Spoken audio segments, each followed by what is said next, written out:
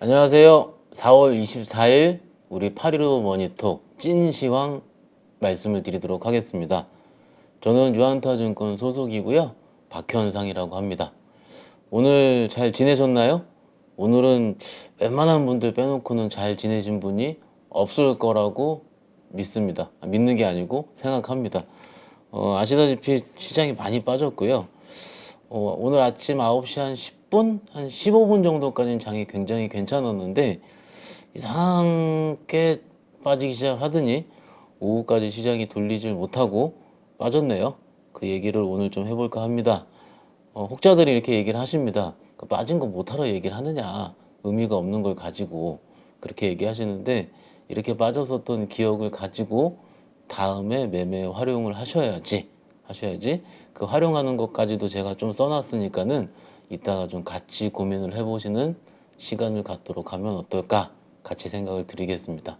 잠시 제 PT 화면 좀 보여주시면은요, 제목을 제가 이렇게 썼어요. 신용이 뭐길래 라고 써놨습니다. 사실은 지난주 한 수요일 목요일부터 거래소 코스닥 합친 신용융자 금액이 많이 늘었다, 수치로 따지면 20조가 넘었다는 뉴스 기사가 나오면서 뉴스 기사가 나올 때마다 저희는 이렇게 생각합니다. 또 주식 빠지려고 이렇게 설레발인지. 그런데 안 빠지는 거예요. 그래서 괜찮겠구나 라고 생각을 했는데, 지난주부터 조금씩 빠지기 시작하면서 금요일 오늘까지 월요일 이틀간 코스닥이 꽤 많이 박살나는 하루를 보내고 왔습니다. 일단 제 얼굴 띄워주시고요. 보면서 오늘 들어가기 전에 간단하게 개념 정리부터 하고 들어가시는 게 어떨까 싶어요. 오늘 좀 여쭤봤습니다. 신용 물량이 좀 나오는 것 같습니다 라고 하니까 도대체 뭐길래라고 얘기를 하시고요. 그래서 뭐 몇 텔레그램 채널들을 좀 보니까 이렇게 갑자기 뭐 그거 있죠. CFD 반대매매 증권사가 어느 회사가 나오는지, 그래 뭐 시간별로 이런 게 쭉 나오더라고요. 그래서 그거에 대한 얘기를 조금 해드리고 시작을 해보려 합니다. 그리고 요거에 대해서 자신 있게 아시는 우리 투자자분이 계실 겁니다. 그런 분이면은 일단 한 5분에 10분 정도만 커피 한 잔 드시고, 혹은 지금 저녁 되니까는 맥주 한 잔 드시고 시간을 여유롭게 보셔도 될 것 같습니다. 기본적으로 우리가 주식을 거래할 때 어떻게 하죠? 내 돈을 가지고 거래를 하게 되죠. 거래하게 되는데, 기본적으로 결제는 언제입니까? 오늘 주식을 사면은 월요일이니까는 이틀 후 3일입니다. 그런데 이 결제가 떨어지기 전까지 남은 현금을 가지고 매매로 활용할 수 있습니다. 그리고요, 증권사 제도상 그 거래 제도상 오늘 이틀 후까지 다시 팔기만 하면은 레버리지를 일으켜서 주식을 조금 더 살 수 있는 상품이 있습니다. 제도가 있습니다. 그 제도를 아시다시피 미수 제도라고 얘기를 하고요. 미수는 이틀 안에 팔아야 됩니다. 더 잘 아시죠? 그래서 미수는 한 2배 정도 이상 내가 가진 현금 대비해서 들어가게 되고, 증권사 HTS를 보시면은 거기에 증거금이라는 표현이 나옵니다. 그래서 얼만큼 더 들어갈 수 있는지, 40%짜리면 대략 한 2배 반 정도까지 주식을 더 살 수가 있는 거죠. 대신 결제는 이틀 후까지 다 팔아야 됩니다. 여기까지 이해하셨죠? 결제. 그리고 출금하실 때도 오늘 출금을 하려고 하더라도, 매도를 하더라도 이틀 후에 출금이 됩니다. 이 결제에 대한 부분이죠. 근데 신용 같은 경우는 증권사한테 주식을 빌리는 경우입니다. 그러면 증권사한테 돈을 빌려서 주식을 매수를 하게 되면은 뭐가 있죠? 빌리면은 만기가 있습니다. 아시죠? 그 만기가 첫 번째 3달이냐 2달이냐 이렇게 할 수가 있고, 그 만기에 대한 개념과 함께 담보 비율이라는 개념이 있습니다. 여기까지 이해하셨죠? 담보 비율이 증권사마다 조금씩 다를 수가 있는데 140%에서 150% 정도, 내가 빌려서 단 금액의 원담보 대비해서 140%가 깨지게 되면은 증권사, 저 같은 친구들이, 혹은 PB랑 거래하시지 않는 고객 투자자분들이 계시면은 어떻게 하겠죠? 고객지원센터에서 전화나 혹은 문자가 가게 됩니다. 그래서 담보를 채워 넣으세요 라고 얘기를 합니다. 그래서 오늘까지 혹은 그 약정된 날까지 담보를 채워 넣지 않게 되면은 소위 반대매매라는 것이 출회가 되고요. 그 반대매매가 나오는 것 자체가 솔직히 내가 의도치 않은 거고, 증권사 입장에서는 담보 비율을 맞춰야 되기 때문에 아시죠? 맞춰야 되기 때문에 아침에 시장가로 내놓게 됩니다. 그죠? 여태까지 이해하셨죠? 그래서 장이 만약에 빠지게 되고 신용이 털린다라는 얘기가 나오면은 일반적으로 오늘까지 빠지는 날, 오늘까지 종가까지 빠지는 날 같을 경우는 다음 날도 더 빠지게 되는 게 다음 날 아침에 9시에 시장가로 여러분들 혹은 여러분들 아닌 신용 매매를 하신 다른 분들의 물량이 시장가로 호가가 이루어지기 때문에 8시 40분에 동시호가가 이루어지게 되면 아시죠? 굉장히 무서워집니다. 그래서 코스닥 기준으로 막 저는 마이너스 10%까지 봤었고요. 13%본 날도 있습니다. 진짜 이거는 전쟁 난 것보다 더 무섭습니다. 어찌됐든요. 여기까지 신용에 대한 어떤 일종의 개념을 좀 말씀드렸는데 잠시 물 좀 먹고 갈게요.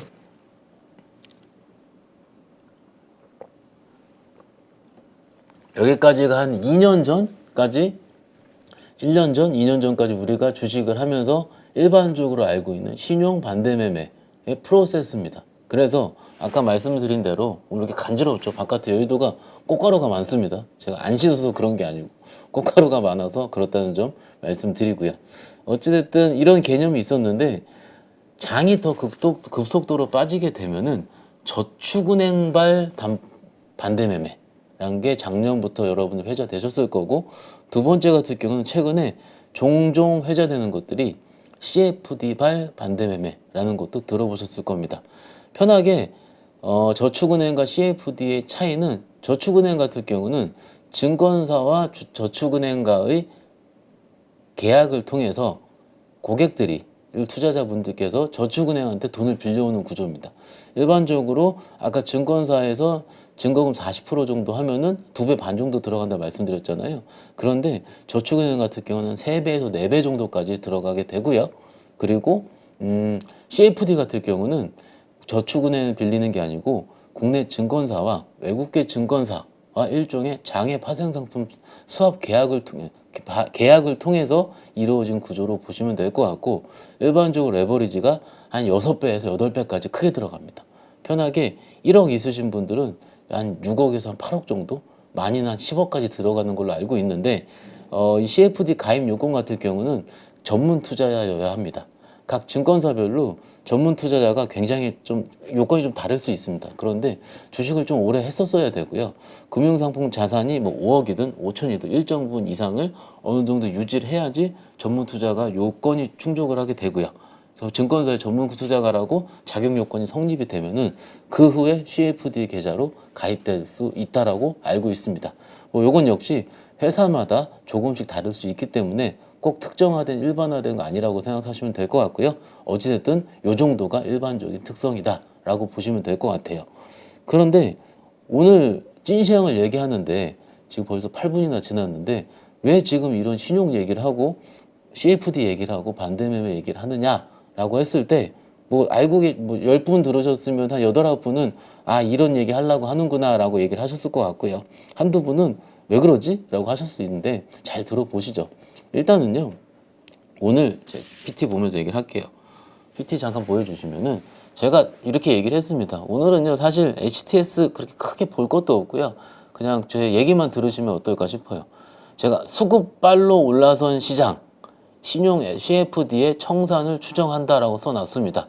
그러면은 HTS 들어가서 바로 말씀 좀 드려볼게요. 그냥 편하게 순서 상관없이 말씀 좀 드려보면, 미리 제가 좀 켜놨는데요. 하락 많이 한 종목을 좀 켜봤고요. HTS 보겠습니다. 켜봤고, 여기서 현재가 1 화면을 같이 켜봤습니다. 켜볼게요, 여러분들. 이렇게 요 정도로만 할까요? 그러면 오늘 선광이란 주식이 하한가를 쳤거든요. 그죠? 하한가를 쳤습니다. 근데 HTS 잠 보세요. 오늘 이렇게 부러졌습니다. 이렇게 보이시죠? 이거는요 거의 진짜 이해가 되지 않을 정도. 사실은 이 선광이란 주식, 개별 주식을 설명드리진 않겠습니다. 이렇게 쭉 올라오는 과정에 웬만큼 주식을 하고 증권사 직원이었던 사람은 이거 왜 이렇게 올라오지? 뭐 자산주의인가? 혹은 지배구조에 무슨 큰 개편이 있나? 뭐 회사가 진짜 좋아지나? 라고 이렇게 HTS 상에서 재무제표를 눌러볼 겁니다. 자료를 좀 눌러보면은 쭉 봤죠. 쭉 봤는데 물론 뭐 자산도 괜찮은 상황이고, 그렇죠. 유보율도 5,000%나 되는 좋은 회사, 영업이익 1,700억에 매출액 1,700억에 영업이익 한 268억 정도. 근데 주식이 이렇게 꾸준하게 올라가려면 뭔가 다른 게 나와야 되거든요. 다른 게 아까 말씀드린 정말로 큰 호재라든지 기타 여러 가지 좀 좋은 내용이, 시장이 알려지지 않은 내용이 나왔어야 될 거라고 생각을 하는데, 특별하게 내용은 없었었는데 최근 1년 동안, 1년이 뭡니까? 거의 그래 한 1년 정도 칠게요. 1년 동안 웬만한 조정 없이 밑에서 지금 굉장히 많이 올라왔습니다. 그리고 올라오는 폭도요. 올라오는 폭도 이게 뭐 차트로 누가 그려놨을까 했을 정도로 꾸준하게 매집이 좀 이루어졌다 보시면 될 것 같은데, 어찌됐든 이건 누가 사고 있었다라고 좀 추정을 할 수가 있긴 있겠죠. 어찌됐든 이런 종목들이 오늘 하한가를 쳤습니다. 그리고 하림지주 또 하한가를 쳤고요. 대성홀딩스. 근데 공통점 보시면은 1년 동안 굉장히 가파르게 아니고 꾸준하고 안정적으로 시장에 영향 없이 올라왔다라고 보는 게 맞을 거예요. 세방, 그 삼천리 보이시죠? 이렇게 지금 이게 지금 와 진짜 이런 주식을 내가 갖고 싶다 할 정도로 굉장히 강력하고 안정적으로, 그렇죠. 이게 원래 안정적이다라는 표현을 할 때 강력하다라고 얘기를 할 수가 없거든요. 근데 이런 차트는 강력하고 안정적인 게 맞습니다. 그래서 이런 주식들이 많이 올라왔는데 아마 내용들은 다 추정을 하실 거예요. 추정을 하실 건데, 일단 종목들이 이렇게 올라왔었다가 오늘 아침에 급 하한가로 내려 꽂는 겁니다. 분봉으로 잠깐 볼게요. 삼천리 기준으로 보면은 제가 9시 한 5분에 10분 정도까지 괜찮았다 말씀드렸죠. 분봉입니다, 여러분들. 잠깐 좀 그러면 여기죠, 여기 요쯤에요. 요때까지는 그냥 왜 빠지지 정도라 보고 있었는데 갑작스럽게 크게 떨어지면서 하한가를 치는 겁니다. 그 하한가가 계속 이어진 거죠. 그죠, 여러분들? 그러면은 이거를 우리가 어떻게 생각할 수 있겠느냐 이거죠. 어떻게? 그죠? 어떻게? 그러니까는 우리가 올라왔었던 이유를 알았으면, 그쵸 여러분들? 이유를 알았으면 이런 트리거가 깨졌다, 이런 재료가 깨졌다, 던졌다 하는데, 오늘 이렇게 하한가 및 20% 이상씩 빠졌던 다올투자증권도 이건 진짜 이해가 안 돼요 오늘. 그런데 이런 종목들이 어찌됐든 최근에 굉장히 꾸준하게 움직였고, 현재가 원 화면을 눌러보고 여기 보이죠? 이게 잘 안 보이시죠? 이렇게 다시 눌러볼게요. 여기 수급을 보면은 매도 상위에 SG 성강 눌러볼까요? 성강, 그리고 다오 데이터 보이시죠? SG 보이시죠? 그러니까는 지금 계속 요런 왜 SG라는 외국계 증권사가 강력하게 아침에 매도한 종목들만 하한가를 떼이지라고 고민을 했을 겁니다. 그죠, 여러분들? 이게 지금 오늘 시장의 핵심이고요. 이게 제가 CFD인지 아닌지는 모르겠습니다. 왜냐면은 이거를 자료화 시키기는 너무 시장에 떠도는 소문들이 많고요. 그런데 팩트만 말씀드리면 오늘 하한가 친 종목들의 대부분은 이상하게 하한가를 친 거죠. 하한가의 대부분은 SG가 아침에 매도한 종목들만 하한가를 쳤고, 그 종목들의 공통점은 대부분 거래가 없고 최근 1년 동안 시장에서 왜 그랬지? 라고 이상하게 쳐다봤었던 꾸준하고 강력한 종목들만 오늘 하한가로 떨어졌다라는 게 9시 한 20분 정도까지의 정확한 시황일 것 같아요. 그죠? 여러분들. 여기까지 이해하셨으면 제가 왜 이런 얘기를 할까라고 고민도 하시겠죠. 지금 시장은요, 제가 아까 말씀드릴게요. 다시 들어와서 수급발로 올라왔다 그랬는데, 시장은 가끔요 정말로 이해가 안 될 정도의 일이 일어납니다. 그게 제가 한 2주 전에도 얘기를 했었나요? 기억나시죠? 그 2주인가 3주인가 그 외국인들이 갑작스럽게 2조를 때리던 날 기억하시죠? 그때 이건 정말로 외국인들이 왜 이렇게 했는지 이해가 안 됩니다 라고 얘기하고 그 다음날 1조를 샀어요, 선물 기준으로. 그러니까 그때 댓글이 되게 좀 그렇더라고요. 어떤 한 분이 그런 얘기 하시더라고요. 그런 것도 모르냐고. 예, 가끔 시장에서는 이해가 안 될 일들이 가끔 일어납니다. 그리고 이해가 안 될 일들이 일어날 때는 대부분 시장에 변곡이 있었던 것 같습니다. 그러니까 변곡이라는 건 빠지다가 상승이든 상승하다 하락을 하든요. 어쨌든 방향성이 바뀜에 따라서 그런 변곡이 있었던 걸로 개인적인 경험적인 거는 판단이 되는데, 아침에 오후까지 증권사라든지 매매를 하시는 소위 텔레그램 채널들 보셨던 분들 보시면은 굉장히 많은 내용들이 한 3-4가지 내용들이 추정이 돼 있을 거예요. 근데 그 내용을 제 입으로, 저도 다 봤습니다. 제 입으로 말하기에는 우리 815 채널이 워낙 크고 그렇기 때문에 말씀을 드리기는 좀 그렇고요. 왜냐하면 확인되지 않은 사실이기 때문에. 팩트는 SG증권사에서 아침에 매도 나온 쪽이 종가까지 하한가를 찍었고, 일반적으로 시장이 이렇게 이유 없이 빠지게 되면 그 종목을 투자한 투자자분들이 계시겠죠. 투자자분들 입장에서 봤을 때는 일부 내 종목이 스크래치가 크게 나는 겁니다. 그러면 시장이 더 빠질 것 같아서, 그렇죠? 더 빠질 것 같아서 다른 종목들을 던지게 되고요. 혹은 아까 말씀드린 그런 종목들이 심지어 빌려서 했었다, 신용이었다, 혹은 CFD였다 싶으면 소위 그 계좌의, 그 상품의 담보 비율을 맞추고자 다른 종목을 같이 던지게 됩니다. 이런 시장의 현상들은 굉장히 연쇄적이고 파괴적이고 기분 나쁘게 일어나게 되고요. 그런 현상들이 오늘 시장에 아침부터 일어났었다라고 보시는 게 어떨까 싶습니다. 물론 막 지금 얘기하실 거예요. 그거래요. 다 압니다. 다 보고 왔습니다. 그렇지만 그거는 각자 판단에 맡기기로 하고요. 우리 입장에서 봤을 때 가장 중요한 건 뭐냐? 그죠? 이렇게 이해를 했는데 중요한 건 뭐냐? 빨리 내일 반등이 나와야 되겠죠. 그렇죠. 그런데 이렇게 좀 약간은 생각을 해볼까요? 제가 가끔 우리 815에서 얘기를 할 때 모르겠습니다. 그죠? 모르겠습니다가 나왔을 때와 그래도 이것으로 추정이 된다라고 얘기했을 때의 차이는요. 개인적으로 그 말씀을 왜 드리냐면 그 다음날의 반등 여부와 좀 관련이 있습니다. 어느 정도는 아예 모를 때보다 이런 정도의 추정이 된다라고 했을 때는요. 시장에서 알았을 때는 일부 제대로 워킹을 하게 됩니다. 작동을 하게 되고, 작동을 하게 되면은 그 이후에는 다시 시장이 어느 정도는 원위치를 조금씩 찾게 됩니다. 근데 그게 당장 내일 아침이라기보다는 오후 들어서 조금씩 원활하게 바뀔 것으로 생각이 드니까는 일단은 시장을 너무 떠나거나 망했어 이렇게 하기에는 아직은 이른 시장이다.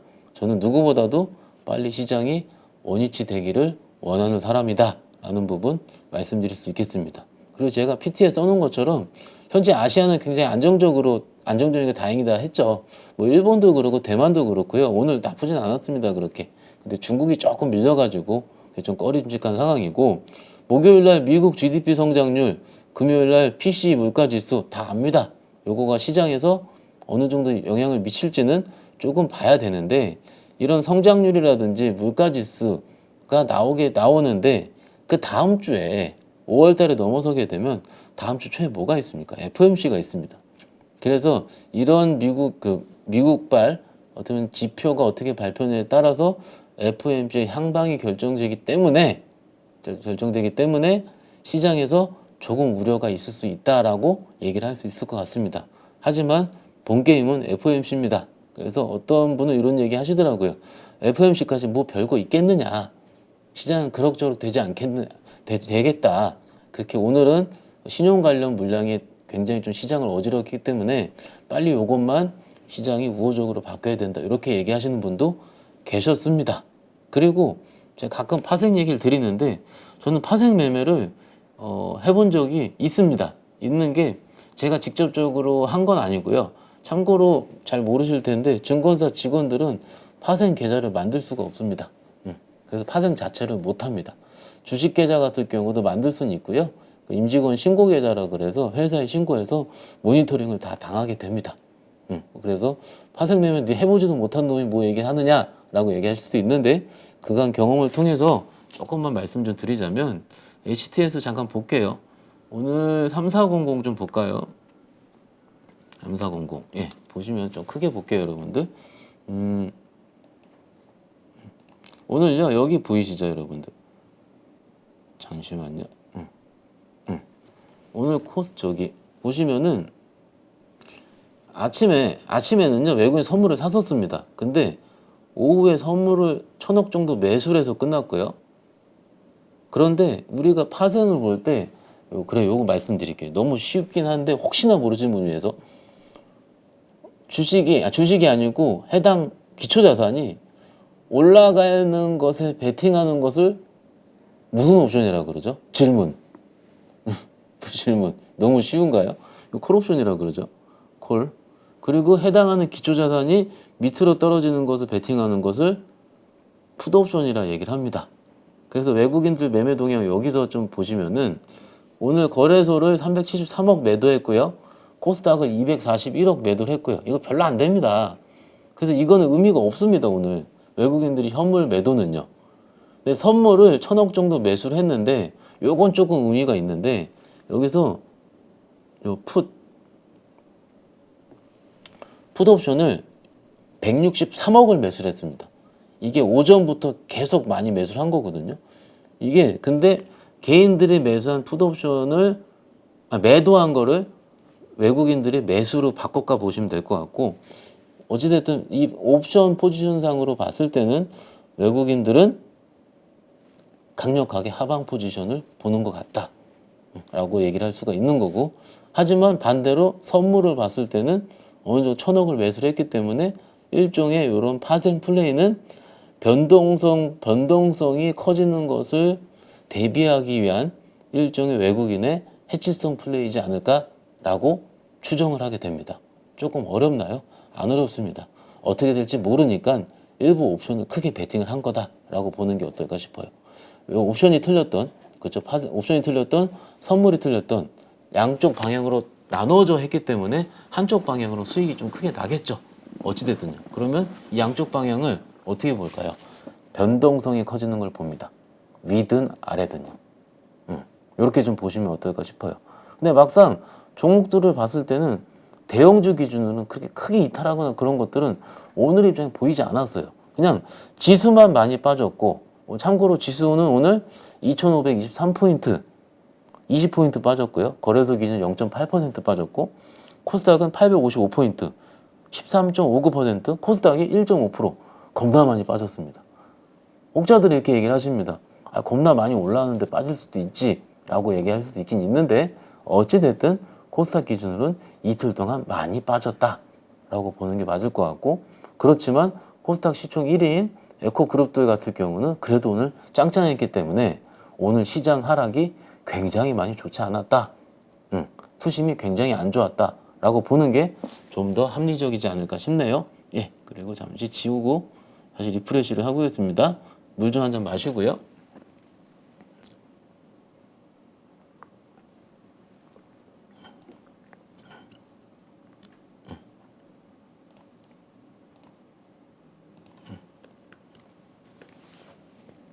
그리고요 잠시 HTS 보면서 말씀 좀 드려볼게요. 코스닥 차트 좀 보면서 얘기를 해볼게요. 지금요 이런 얘기를 많이 하시거든요. 코스닥이 어찌됐든 올해 상승률이 국내 1위, 전 세계 1위였기 때문에 일부 쉬어가는 구간이 있을 수 있다라고 생각할 수 있습니다. 그렇지만 저는요 빠지는 게 싫습니다. 계속 올라야지 뭘 또 빠져요. 그래서 올해 기준으로 이렇게 3거래일 연속 크게 부러진 것이 나온 거는 일단 거의 없는 것 같아요. 코스닥 기준으로는 없습니다. 그래서 최근 3일이 2023년도 코스닥 하락률 중에서 가장 깊은 날입니다. 3일 연속 빠진 거는요. 그래서 일단 많이 빠졌다라고 하는 건데 기존에 이렇게 올릴 때 어떤 섹터로 올렸느냐 했을 때는 더 잘 아시죠? 2차전지로 올렸고요. 일부 소부장 혹은 일부 헬스케어, 엘트리온이라든지 바이오 종목으로 코스닥이 이렇게 올라왔는데 그죠? 올라왔는데요. 여기서 3103 화면 보시면은 그죠? 여기서요 어떻게 보시면 되냐면 이 추세가 끝났다 라고 판단하는 것 같을 경우는 오늘 코스닥으로 볼게요. 337 종목이 올랐고요. 1185 종목이 빠졌습니다. 지난주 금요일이랑 비슷하죠. 겁나 많이 빠졌습니다. 그런데 이 지난주 목, 금, 오늘, 월과 요 차이점이 뭘 것 같으세요, 여러분들? 요거요. 보이시죠? 올라갈 땐 16조까지 거래대금이 올라갔다가 빠질 때는요 10조까지 빠져들고 떨어지고 있다는 겁니다. 오늘 코스닥 거래대금은요 10조고요. 크게 두 가지로 얘기할 수 있습니다. 첫 번째 뭐죠? 다 던지고 도망가자라는 큰 거래가 터지지 않았다. 그죠? 크게 거래가 터지면서 아예 지수가 많이 크게 빠졌으면 밑꼬리 달고 올라온 바닥을 찍었다 라고 얘기를 할 수 있는데, 오늘은 거래 없이 조정이었다. 또 반대로 또 좋게 얘기를 하면은 거래가 없이 빠졌기 때문에 빨리 언제든지 들어올릴 수도 있다, 이렇게 얘기할 수도 있습니다. 그래서 이런 영역 같은 경우는 굉장히 뭐라 그럴까요? 좀 얘기하기 나름의 영역이니까는 꼭 신빙성 있게 말할 필요는 없고요. 그리고 여기서 오늘 좀 들은 것 중에서 여기서 빠지게 되면은 뭐 예를 들어 위에서 30%까지 빠질 수 있다, 혹은 60일선까지 빠질 수 있다. 60일선은 820포인트 이렇게 얘기를 하실 수가 있습니다. 이렇게 얘기할 수 있거든요. 855에서 820이면은요 지금부터 35포인트 더 빠져야 되는데 35포인트는요 아유 빠지면 안 돼요. 어찌됐든 그렇게 기술적으로 얘기할 수 있는데요. 그것보다는요 코스닥 시장 반등의 요인은요 빨리 심리가 살아나야 됩니다. 이 심리가 살아나려면은요 아까 말씀드린 신용 반대매매 혹은 CFD발 혹은 담보 부족 이런 부분이 시장에서 우리가 언제 그 생각을 했었지?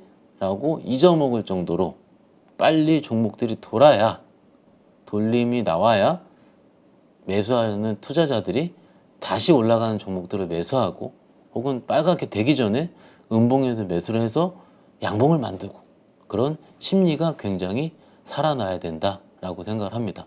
그러니까는 지지선을 보기에는 좀 무의미하다라는 게 코스닥에서는 맞을 것 같아요. 일단 저는 그렇게 생각을 합니다. 물론 기술적인 부분도 잘 봐야 됩니다. 하지만 오늘의 하락은 심리적인 담보에 대한 부분이었기 때문에 빨리 심리가 돌려야 된다라고 말씀을 드리는 거고요. 그에 대한 거는 좀 추후 확인을 해봐야 된다. 그리고 대장주가 살아나야 된다. 2차 전지가 살아나야 된다. 이렇게 여러 가지 부분으로 말씀드릴 수 있겠습니다. 일단 좀 이해하시죠? 거래소를 안 본 이유는, 거래소는 뭐 코스닥 투자자들 대비해서는 그렇게 큰 일이 없었기 때문에, 그죠? 없었기 때문에 일단 거래소는 뭐 그냥 요 정도로, 왜냐면 아침이랑 다른 분들 얘기 많이 해주시잖아요. 그래서 그렇게 보시는 게 어떨까 싶고요. 일단은 코스닥 빨리 살아나라, 화이팅! 1000포인트는 가야지 왜 이렇게 하고 있니? 라고 말씀을 드리면서 다시 PPT로 넘어가 볼게요. 여러분들 넘어오면은 아까 이제 미국까지 얘기를 드렸고 풋옵션까지 좀 말씀을 드렸죠. 여러분들 말씀을 드렸는데 코스닥 3일 연속 하락, 그리고 요게 있어요. 지금 대부분 코스닥 종목들이 여러분들 약간은 테마성 혹은 정책성 종목들이 많이 있죠. 그래서 국내 대통령 분께서 지금 한미, 그러니까 미국 방문 일정이 지금 이번 주까지다. 그 소화하는 거에 따라서 이번 주까지는 괜찮다. 이런 부분까지도 생각하시는 것 같아요. 각 섹터별로 뭐 바이오도 있을 수 있고 원전도 있을 수 있고 그러는데, 지난주에 하 대표님, 양봉 하 대표님 방송한 화요일 걸 보시면은 제가 원전 얘기하면서 다음 주에 원전이 오를 수도 있긴 있는데, 그것보다는 내가 가진 종목이 시장에 뭐라 그럴까요? 시장에 주목을 받는지 안 받는지부터 봐야 된다라고 말씀을 드린 건 기억하실 거예요. 왜냐면은 이런 일정 매매들의 특성상 그 일정이 지나지가 않으면 손절을 치지 않기 때문에, 그 일정이 막상 다가와서 그 종목들이 오르게 되더라도 내가 가진 그 종목이 오르지 않으면 아무 의미가 없는 게임이 돼버릴 수가 있기 때문에 지난주 화요일날 좀 나름 길게 말씀을 드렸던 거는 기억하시죠? 어찌됐든 지난주에 기다렸었던 그런 모멘텀이 있는 모멘텀이 있는 것들이 지금 진행 중이다. 그리고 진행 중인데 어떻게 움직이는지, 그리고 꼭 이렇게 큰 모멘텀이 일정이 있으면 장은 안 좋았어요. 아주 짜증나 죽겠습니다. 그래도 장이 좋아야지 빨리빨리 매매를 하고 딴 거 사탑하는데 아쉽죠? 어찌됐든요. 시장 얘기하는데 벌써 30분 지났습니다. 큰일 났습니다 지금. 그리고 종목도 말씀드릴게요. 종목이 아니고 이제 좀 볼게요. 지금 실적 발표 시즌이잖아요. 그런데 시장에 굵직굵직한 이슈. 오늘 현대차, 기아차, 성일하이텍, SL, 뭐 화신 이런 자동차, 그리고 만도, HL 만도죠. 만도 이런 자동차 부품 섹터가 좋았습니다. 이따 얘기할 거 바로 지금 얘기를 할게요. 좋았었던 이유가 뭘까요? 실적이 좋아서 그렇습니다. 그런데 잠시 제 얼굴 보시면서 집중 좀 해보시죠. 이렇게 얘기를 합니다. 좀 표정이 안 좋아지는데 이게 실적이 좋다는 게 어떤 의미일까요, 여러분들? 이거부터 좀 의구심을 좀 생각을 해볼 수 있을 것 같아요. 저는 지난주에 이렇게 말씀드렸습니다.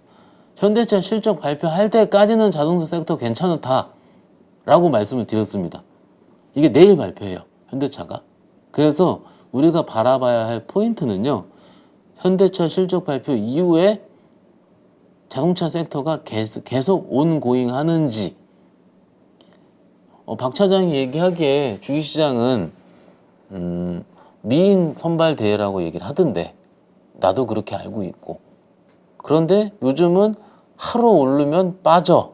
그런데 현대차는, 자동차는 지난주에 한 번 그 IRA 그런 충족 차종 발표하는 날 하루 빠지고 나서는 계속 올랐어. 이렇게 생각하시죠. 진짜 실적이 너무 좋나 봐. 다음 달까지 좋겠어? 라고 생각을 하실 수도 있습니다. 아시죠?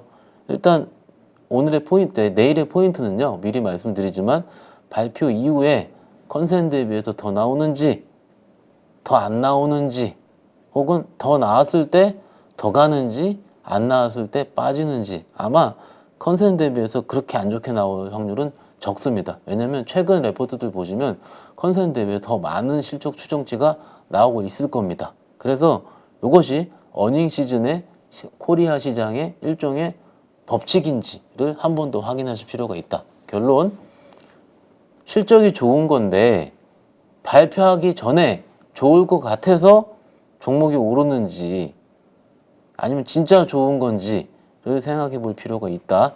내일 OCI도 있다고 하더라고요. 그래서 갖고 계신 분들은 조금 더 살펴보실 필요가 있다라고 생각합니다. 그리고 제가 이 밑에 이렇게 써놨어요. 도대체 뭔 일인지 아니라고 써놨어요, 여러분들. 지금 웃긴 게, 제가 오후에 장 끝나고 뭐 선배님께서 저한테 물어본 겁니다.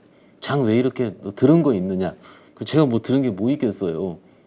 근데 외국인 풋옵션 이유가 뭐야? 저도 잘 모르겠습니다. 이렇게 물어보시더라고요. 그러니까는 뭔가 이제 우리들은요, 그런 시장의 이유를 좀 찾고 싶은 겁니다. 그죠? 그런데 아까 서두에 말씀을 드린 것처럼 그 이유를 찾는 것보다는 그 다음에 어떻게 내가 고민을 해야 하는지가 가장 더 중요하다라고 결론적으로 말씀드릴 수 있겠습니다. 외국인들 옵션 매매 그랬다라는 거고요. 오늘 포인트는 여기에요. 작년 4월이랑 5월이랑 시장과 지금 비슷해요. 제가 지난주 한 목요일부터 수요일부터 느낀 겁니다. 좀 끄덕끄덕 하시나요? 갑자기 방산이 올라대기 시작을 하고요. 맞죠, 여러분들? 신재생이 머리를 들기 시작을 하고요. 태양광 OCI가 아무리 분할 일정 있긴 있지만 꾸준하게 오르기도 하고요. 그 무겁던 다른 종목들이 움직이기도 하고요. 그런데 갑자기 지난주에 보니까 우크라이나 재건 관련주도 갑자기 움직이다 말고 또 사료 관련주들도 움직이고, 그렇죠, 여러분들? 굉장히 이런 일들이 많이 일어나고 있습니다. 그래서 다시 태조 이방원 장세인가? 그래요. 조선도 지난주부터 움직이기 시작을 했죠. 맞죠, 여러분들? 그러면 이걸 말씀드리는 이유가 첫 번째, 작년에 물려 계셨던 분들이 있다면은 적어도 지금 이런 것들이 움직이고 있다라는 걸 파악을 하셔야 된다. 그래서 내가 작년에 너무 빠져서 내가 내평균 쳐두고만 있다가 지금은 이런 것들이 움직이니까 내가 물을 타볼까? 혹은 거의 매수가까지 다 왔네, 엑시스를 할까?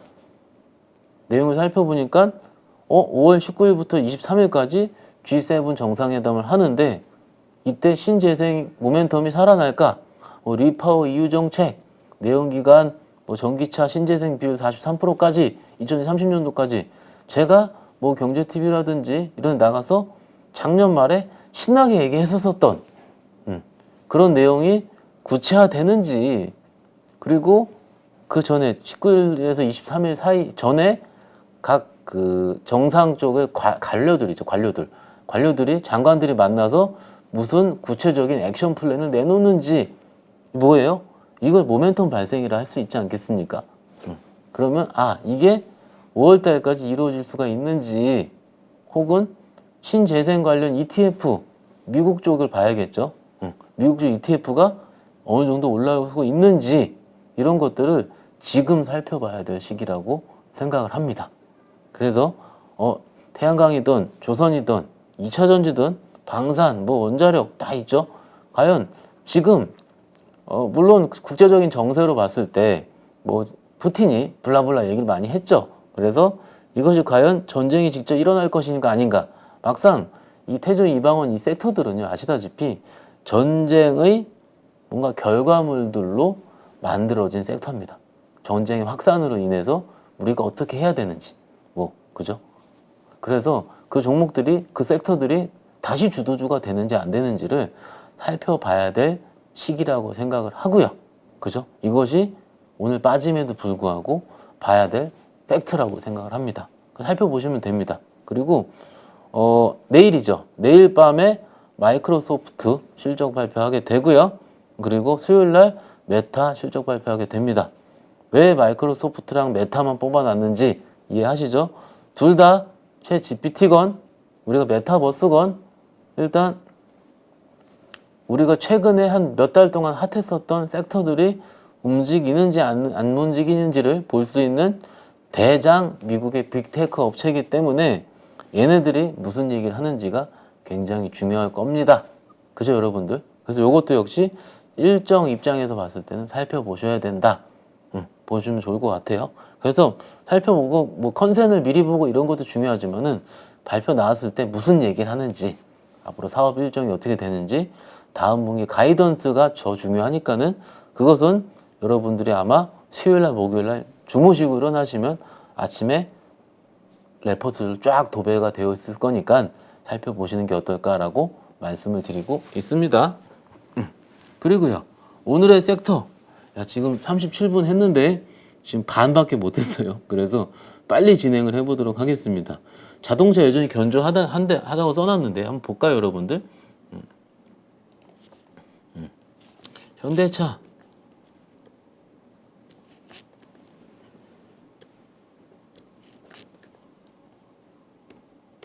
보이시죠? 오늘 0.7% 정도, 아직까지는 기술적으로 유효하겠죠. 기아차는 조금만 더 올라가면 신고가입니다, 여러분들. 그리고 성우하이텍, 그죠? 오늘 2% 정도 플러스 났고, 기술적으로 21선 잘 조정 받았네요. 그리고 화신, 배터리까지 들어간 화신 좀 급하죠. 더 급하죠. 좀 더 강하다는 얘기긴 합니다. 그리고 좀 또 HL 만도부터 볼게요. 만도 4.5% 정도. 만도는 어떨까요? 오르는 거가 없기 때문에 빠진 것도 없습니다. 좀 솔직히 브로커 입장에서는 그렇게 크게 의미가 없는 좀 변동성이긴 합니다. 어찌됐든 만도, 현대, 모비스, 이런 종목들 보시면은 매우 짱짱하다. 와, 현대 모비스는 심지어 올해 신고가를 장중에 썼었네요. 이런 모습들이 굉장히 뭐라 그럴까요, 여러분들? 좀 의미가 있다고 봅니다. 일단은 근데 저는 이 추세가 빨리 유지됐으면, 계속 유지됐으면 좋을 것 같아요. 자동차랑 반도체가 살아나야 여러분들도 좋고 저도 좋고 코리아 주식시장이 좋습니다. 그리고 잠시 드릴 말씀이 있는데, 삼성전자요. 하이닉스 변동성보단 적지만 삼성전자가 생각보다 짱짱하게 안 빠지고 있다는 것도 중요합니다, 여러분들. 왜냐면은 여러 선배님들, 여러 전략을 얘기하시는 분들이 지수가 지수가 빠지더라도 그렇게 빠지지 않을 것 같다라고 유추하시는 가장 큰 팩터는요, 삼성전자예요. 삼성전자가 1분기 실적 굉장히 안 좋게 나옴에도 불구하고 거의 바닥권에 대한 인식이 자리 잡고 있기 때문에 삼성전자가 안 빠지면은요 지수가 급락하긴 확률은 적거든요. 그래야지. 그렇기 때문에 지수가 뭐 2500에서 2600 밴드든요, 혹은 2450에서 2550 밴드를 얘기하는 이유가 반도체 업황 자체가 바로 올라가긴 좀 그렇지만 일단 바닥권을 지나고 있다라는 흐름은 여전히 누구도 다 인정을 하고 있기 때문이라고 보시는 게 어떨까 싶습니다. 삼성전자 빠지면 안 됩니다. 올라야 되고요. 일단은 그렇습니다. 그래서 자동차가 강했고 삼성전자가 자리를 잘 지키고 있다. 형님 화이팅이고. 근데 안타까운 게 이거예요. 방산도 좋았는데 최근에 하나 에어로스페이스 좋고요. 엄청 좋죠. 그리고 현대 로템 좋은 거 다 보셨을 겁니다. 다 보셨을 거예요. 그죠, 여러분들? 그런데 이게 요 장이요 진짜 좋으면은요 이런 현상이 나타나지 않는데, 보이시죠? 로템과 인텔리언테크, 물론 완전 방산과 우주항공 쪽은 약간 다를 수 있긴 있지만은 같은 섹터 내에서 조금 비교를 하자면은 HTS 보시면은 현대로템은 작년에요. 언제죠? 작년 11월 달, 작년 8, 9월 달에 굉장히 강했었던 주식입니다. 그쵸? 태조 이방원 얘기할 때요. 요때. 그죠? 그런데 오늘 드디어 이 고가를 뚫어버렸습니다. 그죠? 뚫어버렸습니다. 내용은 각자 살펴보세요. 지난주 목요일에 레포트 나온 것도 있고요. 수급이 붙어서 그렇습니다. 그러면 두 가지로 생각해 볼 수 있을 것 같아요. 만약에 지난주에 러시아발 뭔가 국제 정세가 안 좋아지는 뉴스라든지 분위기가 형성되지 않았으면 로템이 이렇게 잘 갈까? 라는 거. 그리고 두 번째, 그렇더라도 로템이 잘 간 이유는 수주가 굉장히 많기 때문이다. 앞으로의 몇 배 이상의 수주가 기대된다라는 팩트가 나왔기 때문이다. 이 두 가지가 교집합이 형성이 돼야지 이런 강한 신고가가 형성이 됩니다. 물론 지금 저도 못 삽니다. 왜냐면 너무 올라서. 그렇지만 지금 이런 분위기가 이런 트렌드가 형성이 돼서 이런 종목이 날라갔다 정도는 말씀을 드릴 수 있겠고요. 인텔리언테크 볼까요? 이게 참 안타까운 종목이에요. 회사는 엄청 좋고 기술력은 무지 좋은 회사인데 갈 때 안 갑니다. 그죠? 갈 때 안 가는데 요 정도 올랐는데요, 사실은. 그죠, 여러분들? 요 정도 올랐는데 2월 한 6만 원대에서 9만 원대까지 올랐으니까는요. 그런데 오를 때 이 과정이 너무 답답하게 오른 거죠, 사실은. 다른 우주항공, 방산 관련 주식도 움직일 때 답답하게 움직인 거 저도 이해하는데, 오늘 현재가 원 뉴스 보시면은 유상증자가 떴습니다. 그죠? 천억 유상증자. 그죠? 시설자금 투자입니다. 그래서 사업 확장의 비용에 대한 부분으로 한다. 이건 다행히 회사에서는 할 수 있는 부분인데, 안타까운 점은 굳이 오늘 SG발 때문에 이렇게 장이 안 좋았을 때 유상증자를 했어야 됐냐. 물론 회사는 모르죠. 그죠? 이런 뉴스도 모르고요. 계획하에 하는 거니까는. 근데 좀 아쉬운 겁니다. 시장이 좋았을 때 나왔으면은 좀 우호적으로 해석이 되면서 밑꼬리라도 달 수 있었을 것 같은데, 그죠? 밑꼬리 조금 달았지만은 장대 음봉이 터지면서 끝까지 밀었다 하면 조금은 더 아쉽다. 뭐 빠진다라고 제 입으면 잘 못할 것 같아요. 근데 경험적으로 이런 자리에서는 반발 매수세가 한 번씩 들어오거든요. 그래서 이렇게 좀 단타 치시는 분들이 많이 있긴 있어요. 그런데 요 단타 치시는 분들까지 많은 물량이 소화될 때까지는 시간이 좀 걸립니다. 그리고 이탈리안테크가 시총이 얼마죠? 시총이 지금 9천원까지 떨어졌는데, 떨어진 게 아니고, 잠시만요. 그렇죠. 6천억이죠. 그렇죠. 예, 잘못 본 줄 알았습니다. 시총 6천억인데 오늘 빠져서 6천억이거든요. 그러면 아침에 한 7,500억, 8천억 정도 됐어요, 보고요. 1,000억 정도 하면 할인이 한 15% 정도 됩니다. 편하게. 그러니까는 전체 시총 대비해서 유상증자를 한 금액이 얼마인지를 가지고 비율로 따져서 적정 시총, 적정 빠지는 금액까지, 퍼센트까지 일부 유추할 수 있다라는 부분은 말씀을 드리도록 하겠습니다. 이렇게 생각을 하시는 거예요. 하한가는 말이 안 되죠. 그죠? 천억 유상증자 하는데. 그래서 주식이 얼만큼 희석이 되는지, 조금 말이 어렵나요? 쉽게 얘기하면은 유상증자, 증자, 주식이 늘어나는 거잖아요, 여러분들. 그러면 적정 주가는요, 분모에 주식수가 들어가게 됩니다. 근데 적정 주식수를 구하는 분모가 증자를 통해 늘어나게 되잖아요. 그러면은 적정 가격은 희석이 되고 떨어지게 되는 거죠. 그죠, 여러분들? 그래서 일단은 이런 식으로 유상증자가 유상증자 뉴스가 나와서 오늘 빠졌다라는 부분이고요. 그래도 오늘 빠진 것만 말씀을 드리는 게 아니고, 그러더라도 강한 섹터가 저기 엔터 JYP 강하죠. 그리고 SM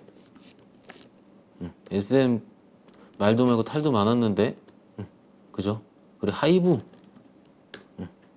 YG 어떤가요? 상대적으로 굉장히 강했었습니다. 그럼 뭐 며칠 동안 빠졌는데 뭐 강하다 얘기하느냐? 물론 그렇다고 얘기할 수가 있는데, 어떻게 얘기를 드릴까요? 상대적으로 시장 대비해서 강하다는 좀 다른 겁니다. 다른 거예요. 왜냐하면 오늘 예를 들어 방산 섹터가 강했다라고 말씀드리는 거랑 엔터랑 다르다고 말씀드리는 결이 뭐냐면요. 방산은요, 지난주에 이슈가 있고 지금 시대의 트렌드를 반영을 해서 가는 중이고, 엔터 같은 경우는 뭐라 그럴까요? 좀 때릴 게 없어요, 별로. 안 좋은 게. 지난주에 뭐 중국이랑 국내 이슈 때문에 좀 안 좋은 게 있었죠. 그때 좀 빠지긴 했죠. 하지만 엔터사 입장에서는 중국 익스포저가 그렇게 없다는 거는 말씀을 미리 몇 번이나 드렸고요. 물론 콘서트라든지 일부 기대감은 들어간 건 맞습니다. 그렇지만은 일단 시장에서 가장 강한 섹터를 꼽으라 하면은 제 개인적으로 봤을 때는 엔터 업종이랑 자동차를 좀 꼽도록 하겠습니다. 일단은 그래서 엔터가 강하다라고 말씀을 드리는 중이고요, 여러분들. 그리고 오늘은 강한 게 이쪽 선익 시스템이 좀 강했는데요. 선익 시스템만 봤을 때는 XR 관련주, 일부 메타버스 관련주 뭐 이렇게 얘기할 수가 있는데, 오늘 뉴스가 뜨긴 떴어요, 선익 시스템이. 그래서 LGD에서, 그러니까 애플에서 LGD의 선 시스템 OLED 증착기 사용 승인을 했다라는 일종의 기사가 나왔었습니다. 그런데 왜 이런 말씀을 드리냐면은, 지금 메타가 아니죠. 그 애플에서 MR 관련한 글래스, 그죠? XR 글래스에 대한 상용화대한 부분, 6월 달에 발표를 할 수 있을 것이라는 기대감이 조금씩은 나오고 있습니다. 기대감이라 말씀드린 이유는 요 며칠 동안 뉴스플로우 찾아보시면 어디는 12월에 연장했다 그러고 어디는 6월이라 그러고 지금 계속 정해진 게 없기 때문에 그렇습니다. 그래서 6월 달에 발표를 어떻게 하느냐에 따라서 그때 기다릴 수밖에 없는데, 일단 증착기 관련 뉴스가 좀 떴고요. 일본의 캐논 도끼인가요? 거기에 대부분 하는 걸로 알고 있는데, LGD 선익 시스템 걸 일부 쓸 수 있을 수 있다? 이런 기대감이 좀 나오면서 종가까지 상한가를 기염을 토하는 선익 시스템이 상한가를 쳤다. 근데 이러에 대한 의미는요, 물론 선익 시스템이 단일 이슈잖아요. 그런데 장이 안 좋을 때는 이렇게 단일 이슈가 계속 나와야 됩니다. 그래야지 다른 섹터들로 파생이 됩니다. 그래서 오늘 이것도 나왔었고요. 어떤 뉴스가 있었냐면, 일부러 뉴스는 저는 띄우지 않습니다. 뉴스 띄우면은 틀리면은 또 할 말이 없어요. 어떤 뉴스가 나왔냐면, 구글의 폴더블 폰을 조만간 내놓을 텐데 이번에 삼성 디스플레이 거를 쓸 수 있게 되었다. 그래서 폴더블형 OLED는 구글 거는 삼성 거다 라는 뉴스가 좀 나오면서 일부 OLED 관련주들, 장비 관련주들이 꽤 많이 올랐습니다. 소재주들도 조금 오르긴 했고요. 어찌됐든 이런 OLED, 어떻게 보면 결을 봤을 때 XR이든 이런 그 폴더블 폰이든 OLED 쪽, 장비 쪽이 움직이게 됩니다. 첫 번째는 너무 작아서 그래요. 종목들이 시총이 작기 때문에 좀 나름 변동성을 크게 가지고 빨리빨리 움직인다라고 보는 게 맞을 것 같고, 그리고 어떤 뉴스 플로우에 움직이는지도 반응하는지 중요합니다. 그리고 개인적으로 구글 폴더폰 출시, 삼성 거 이번에 처음 쓰는 건 조금 큰 뉴스인 것 같습니다. 그죠? 주식이 크게 오르려면은요, 없었던 고객사가 나와야 됩니다. 그죠? 그런데 구글이 들어올 수도 있다. 물론 조금 공시 내용이라든지 추가적인 내용을 살펴보긴 해야 됩니다. 그래서 그런 OLED 장비 소재 관련주들이 일부 움직였다라는 게 오늘 시장의 핵심 포인트일 것 같고요. 그리고 요거 말씀드렸고 그 다음에 잠시만요. 물 좀 마실게요.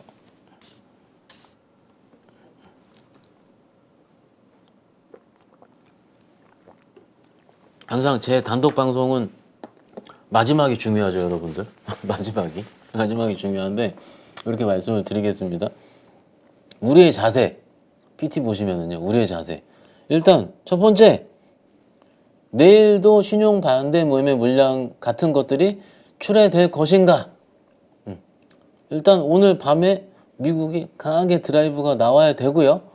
경험적으로 미국이 강하게 드라이브 나오더라도 9시 반 정도 10시 사이에는 한 번 물량이 좀 쏟아지게 되어 있습니다. 그리고 10시에서 10시 반이 지나면서 중국이 시작되면서 시장이 안정적으로 바뀐다 싶으면 그때는 단기적으로 바닥이 나왔다라고 할 수 있습니다. 단기적으로. 그리고 그 다음에 오후까지 양봉이 끝까지 유지가 되면서 미국 선물이 양봉으로 꾸준하게 유지가 돼야 됩니다. 그게 바닥을 찍는 일종의 레파토리입니다. 근데 내일 일단 그것이 될지 살펴보시면 어떨까 싶고요. 그리고 만약에 반등이 나온다 치자고요. 나오면 어디서 어떤 종목으로 나오는지, 오늘처럼 현대로템 같은 방산이 나올지, 아니면 자동차가 여전히 나올지, 그죠? 혹은 다른 쪽에 나올지. 왜냐하면 반등이 나올 때 처음 나오는 섹터가 그러더라도 시장에서 가장 환호하고 그걸 주도 섹터라고 얘기를 하지 않겠나 싶은 거예요. 물론 이 주도 섹터가 요즘은 매우 빨리 바뀝니다. 그래서 내일 오르는 걸 내일 섹터가 반등이 나온다면 그 섹터를 주도 섹터라고 하고 거기로 많이 사서 매매하세요라고 말씀을 못 드립니다. 왜요? 시장이 그렇게 좀 많이 바뀝니다. 지금은 주도 섹터가 별로 없습니다. 그래서 2000년을 빼놓고는요. 그래서 그 단언하고 말씀을 드리긴 어렵지만 그래도 내일 그것을 쳐다보셔야 된다. 그리고 반등이 나온다면 일단 매매는 할만합니다. 한데 짧게 치셔야 됩니다. 짧게 치셔야 됩니다. 왜냐하면 오늘 배팅하신 분들이 있으실 겁니다. 그래서 내일 반등이 나오면 또 일부 매도를 하게 됩니다. 그래서 이런 식으로는 매매다. 매매에 대한 부분이다. 오늘 내일에 대한 부분은 한 이틀 정도. 그리고 더 중요한 거예요. 이 네 번째 줄인데 이건 제가 밑줄 쫙 이렇게 보이시죠? 지금 어제 금요일 날 내일도 비쌀 겁니다. 반등이 나오든 안 나오든 보유한 내 주식이 나쁜 거가 아닙니다. 그죠? 나빠서 빠진 게 아닙니다. 물론 나빠서 빠진 것도 몇 개 있긴 있겠죠. 그런데 최근 제가 시장을 좀 보니까는요, 철저하게 왜곡이 되어 있다. 왜곡이 뭐냐면 가는 섹터로밖에 시장 수급이 몰리지 않기 때문에, 그래서 제가 아까 시장할 때 수급빨이라고 얘기를 드렸죠. 그죠, 여러분들? 그래서 내 주식이 나빠서 빠진 게 아니고 시장에서 관심조차가 없다. 안 쳐다보는 겁니다. 그냥 거래도 없고 줄줄줄줄 하다가 툭 빠지는 건 뭐예요? 다른 어떤 분이 짜증나서 손절 치는 겁니다. 그냥 그런 식으로 내 주식이 나빠서 빠진 게 아니고 적어도 시장이 안 좋을 때는 관심이 없었다라는 거. 그리고 반등이 나올 때도 승질 나실 거예요. 또 말씀드립니다. 반등 나올 때도 승질 날 겁니다. 승질 내지 마세요. 원래 그렇습니다. 관심이 없는 일부 물려있는 종목은요, 시장이 돌고서요 한참 더 오를 때 그때 강력하게 오릅니다. 그죠? 그래서 그렇게 생각하실 필요가 있다라는 부분. 그리고 더 중요한 거는 언제 내 종목이 시장의 관심을 받은 것인가를 생각해 볼 필요가 있다. 작년에 히어로였던 태조 이방원, 그 중에서 방산이 그래도 한 6개월 쉬었죠. 6개월에서 8개월 쉬다가 요 4일 만에 현대로템이 강하게 신고가를 쓴 것처럼. 그죠, 여러분들? 이런 식으로 이런 시기에 이런 내가 가진 섹터의 종목들은 주목을 받는구나. 그리고 주목을 받을 때는 매우 강력하게 받는구나, 이렇게 좀 생각하실 필요가 있습니다. 그래서 두서없이 좀 말씀을 좀 드리고 있습니다. 그런데 결론을 말씀을 드릴게요. 일단 일정으로 봤을 때 제가 안 써놓긴 했는데 내일 있잖아요. 내일 아마도 신한에서 나온 SOL 소부장 ETF가 출시가 된 것으로 알고 있습니다. 될 걸로. 일단 지금까지 뉴스 플로우는 그렇습니다. 그러면 지금까지 ETF, 새로운 섹터의 ETF가 나오면은 조금 그 섹터는 각광을 받았습니다. 작년에 기억을 해보세요. 로봇이든, 그죠? 기억을 해보세요. 메타버스든. 그래서 이 섹터에 있는 종목들도 많이 있을 겁니다. 아마 선배님들이 얘기해 주셨을 거예요. 뉴스 찾으면 다 나옵니다. ETF 소부장 치시면 그 ETF에서 구성할 종목의 리스트가 나오게 되고요. HTS 한번 나오게 되면은 일자별로 구성 비율까지 다 볼 수가 있습니다. 그걸 보실 수 있습니다. 한번 볼까요? 이 종목은 아니더라도 HTS 볼게요. 그러니까 그게 뭐 꽤 그럴듯하고 정보가 아니니까는 여러분들 이렇게 볼게요. HTS 키시고요. 그래서 주식 탭에서 주식 현재가 잠깐만요. 여긴 ETF 여기 있네요. 죄송합니다. ETF 제가 이렇게 안 키니까는 구성 종목 보이시죠? 구성 종목 누르시고요. 누르시고 여기서 크게 보겠습니다. 그냥 편하게 메타버스 볼까요? 메타버스? 그러면 하나로 FNK 메타버스 보이죠 여러분들? 쭉 해서 하이브가 얼마 13% 들고 있고 크래프톤 10%, 삼성전기 9%, 쭉 이렇게 있죠. 이런 식으로 작년에는 이런 종목들 많이 봤었어요. 작년 메타버스 처음 유행할 때. 그래서 작은 종목들 뭐가 들어가 있나 살펴보기도 했었고요. 그죠? 변동성인 종목들 찾을 때, 그죠? 롯데정보통신 좀 특이하네요. 전기차 충전기인데 메타버스 들어가 있고요. 어찌 됐든요. 이런 식으로 종목들이 들어가 있다. 근데 아마 새로운 ETF가 다시 나오면은 이렇게 좀 보실 수가 있을 겁니다.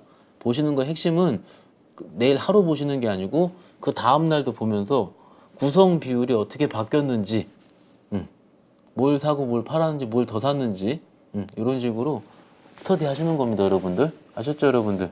그래서 내일 전까지 두서없이 말씀을 좀 드렸고요. 이렇습니다. 시장이 어려울 때는요, 저도 말하기 굉장히 싫습니다. 특히 코스닥 2, 3일 연속 빠지면은 계좌 평가금액도 많이 내려가게 되고요. 쳐다보는 제 입장에서 얼마나 짜증나겠습니까? 하지만은 이런 느낌은 있습니다. 아까 삼성전자 차트 보면서 업황 얘기를 생각한 것처럼 뭔가 주식 시장을 떠나서 손절을 막 쳐서 다른 거를 해야 하고 인버스를 사야 될 만큼, 그죠? 무조건 계좌의 50% 이상을 현금화를 해야 될 만큼 강력하게 하락할 것 같은 느낌은 들지 않습니다. 일단은요. 일단은요. 그렇다고 무조건 강하게 반등이 나올 것 같다 보다는 어느 정도 빨리 제이치를 찾는 게 맞을 것 같다 정도로만 말씀을 드리도록 하겠습니다. 내일이면 다 알 거를, 그죠? 내일이면 다 알 거를 오늘 이렇게 1시간 동안 얘기하는 이유가 뭔지, 참 내일이면 다 우리가 알 수 있는데요. 빨리 타임머신 타고 돌아갔으면 좋겠는데, 요것도 말하는 것도, 주식 매매하는 것도 참 이럴 때는 좀 어렵고 힘드네요. 그렇지만은 또 좋은 적이 더 많았었습니다. 그리고 이런 시장 또한 코리아 주식시장이라는 것을 말씀을 드리면서 오늘 4월 24일 찐시장 요것으로 마치도록 하고요. 마지막으로 다음 주 월요일 날은 또 나옵니다. 제가 나오는데 노동절 쉬는 날 나와서 다음 주는 제가 차트 한번 말씀을 드려보도록 합니다. 좀 쉬는 날이니까는 그거 잘 한번 지켜봐 주셨으면 어떨까 싶습니다. 제가 차트 얘기 잘 안 하는데 하면 잘합니다. 아무튼 다음 주에 저는 또 뵙도록 하겠습니다. 감사합니다. 안녕하세요. 주식계 스트리트 파이터 대입자입니다. 1년 가까이 교육을 해오면서 수많은 회원들이 수익을 냈는데 심지어 저보다 수익을 많이 낸 사람도 계십니다. 이번에 8.15 가족분들과 평생 꺼내볼 수 있는 강의를 준비했습니다. 바로 평생 소장 패키지입니다. 패키지로 대입장의 기법을 평생 소장하면 내 것으로 익히고 화요일 저녁마다 라이브러리에 꼭 들어와 그 주의 시황과 매매 전략을 설명드리니 응용하면 큰 도움이 될 거라 생각합니다. 이 안에 들어있는 32개의 강의는 여러분들이 언제든지 볼 수 있도록 말 그대로 평생 볼 수 있는 거죠. 대입장과 함께하는 중단기 실전기법 끝장반에서는 기법 기초부터 내용이 들어있고 더 큰 기대 수익을 가져올 수 있는 응용편까지 새롭게 추가했습니다.